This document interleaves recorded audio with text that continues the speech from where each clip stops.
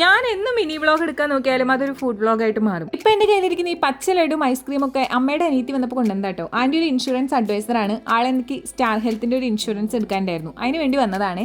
പിന്നെ ഞാൻ നേരെ പോയത് ചേച്ചിയുടെ ക്ലിനിക്കിലോട്ടാണ്. അവിടെ ചെന്നിട്ട് കുറച്ച് വീഡിയോസും കാര്യങ്ങളൊക്കെ എടുത്തു. നിങ്ങൾക്ക് ഞാൻ നല്ല അടിപൊളി 2 കുർത്ത സെറ്റ് കാണിച്ചു തരാട്ടോ. നല്ല അഫോർഡബിൾ റേറ്റിലാണ്. ഇതിന്റെ മെറ്റീരിയൽ കോട്ടൺ ആണോ നിങ്ങൾ ചോദിക്കുന്നത് എനിക്കറിയാം, പക്ഷെ കോട്ടൺ അല്ലെങ്കിലും നല്ല കംഫർട്ടബിൾ ആയിട്ടുള്ള ഒരു മെറ്റീരിയൽ ആണ്.